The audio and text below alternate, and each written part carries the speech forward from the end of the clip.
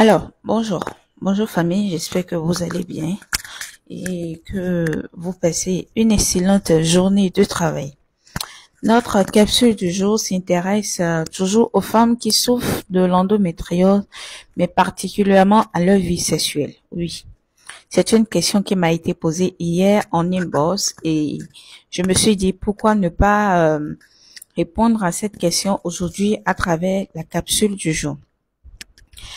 Si vous souffrez de règles douloureuses ou d'endométriose, il y a certaines positions sexuelles qui seront nécessairement inconfortables pour vous ou qui seront à la base de l'augmentation de vos douleurs pendant les rapports sexuels. Alors moi, je vous propose de m'écouter sur 6 différents points. 6 différents points sur lesquels je vais vous expliquer de quoi il est question et surtout comment s'y prendre. Alors, le premier point, il y a la mission profonde. La mission profonde, qu'est-ce qu'il faut comprendre par là? Cette position permet une pénétration plus profonde, ce qui peut être douloureux si vous avez une endométriose ou des règles douloureuses. Deuxièmement, nous avons la levrette.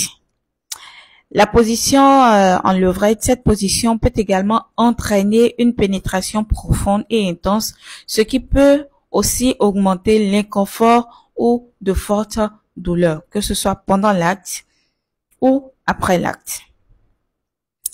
La troisième position, il s'agit de la position de l'Amazone ou la position de la femme au-dessus, c'est-à-dire cette position où la femme est sur l'autre.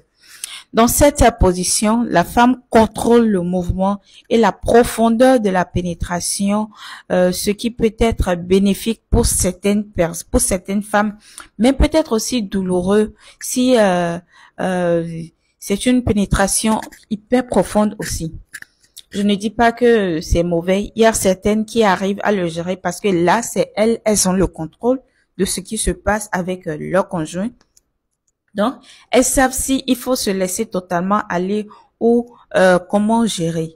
Donc certaines, ça peut être bénéfique pour certaines, tout comme ça peut ne pas être bénéfique pour d'autres. Alors, une autre position, il s'agit de la cuillère. Bien que cette position puisse être considérée comme douce, elle peut permettre une pénétration profonde aussi, ce qui peut être inconfortable pour certaines femmes aussi. La position de l'arc-en-ciel ou pont, comme on a l'habitude de le dire.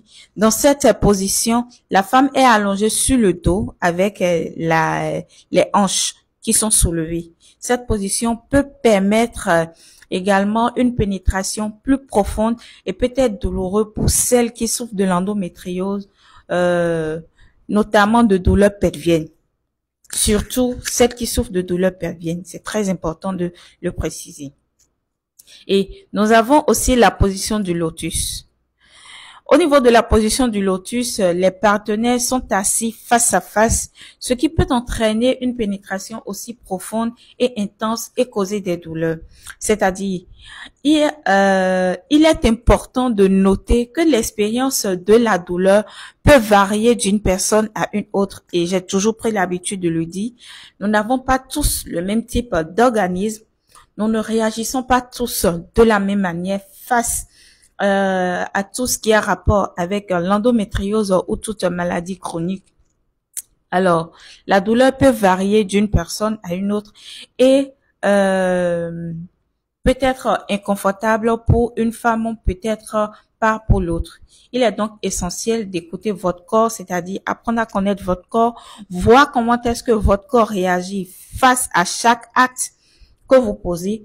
C'est pas nécessairement sexuel, mais il est important de maîtriser son corps. De là, vous verrez avec votre conjoint la position qui est facile pour vous, qui vous permet de faire cet exercice-là sans douleur, sans grincement de dents, sans avoir après à vous tordre de douleur, à vous mettre dans des situations vraiment difficiles où il faut faire ou qui déclenche systématiquement des crises.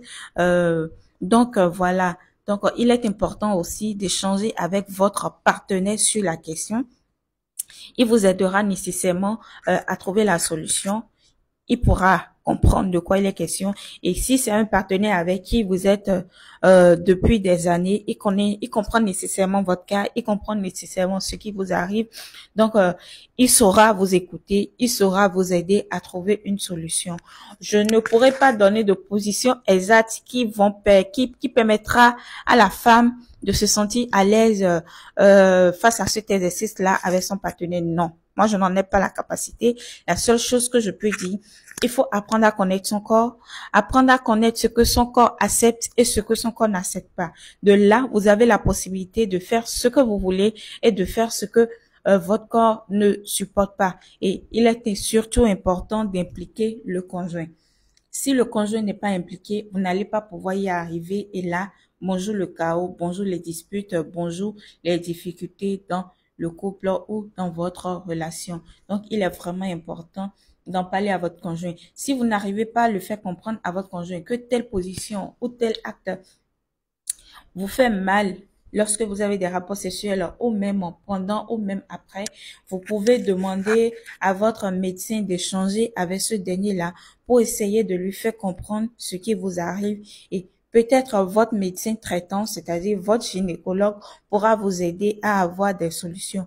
Mais le plus important, c'est surtout la communication en couple. Et chers hommes, si votre conjointe ou votre épouse vous dit qu'elle est en mesure de supporter telle position ou telle position, essayez de comprendre. Ne vous dites pas nécessairement que c'est la position que vous voulez qui va passer. Tout est question de communication, de compréhension. Et je crois qu'ainsi, pour celles qui arrivent à avoir d'intimité avec leur conjoint ou celles qui sont en essai bébé, il est important de le faire ainsi pour pouvoir y arriver. Beaucoup de courage à toutes celles qui souffrent de l'endométriose. C'est notre combat, c'est mon combat, c'est votre combat. Nous devons tous nous unir pour lutter contre l'endométriose. Oui, parce que beaucoup de femmes victimes de cette pathologie, à cause des douleurs lors des rapports sexuels, elles ne veulent plus du tout sentir ce tact-là. C'est bâclé, c'est enlevé de leur tête en fait. Elles ne veulent plus du tout en parler. Et lorsque vous êtes homme ou bien lorsqu'elles sentent que ce moment-là arrive, c'est-à-dire le moment de faire cet exercice-là, elle devient toute froide, difficile à contrôler, c'est le stress et tout, parce que elles se disent qu'elles auront nécessairement mal, parce que c'est la douleur qui va guider, qui sera au high level de cet exercice-là. Or, c'est un acte qui est censé non seulement procurer du plaisir, faire du bien au corps, mais aussi permettre à la femme de concevoir.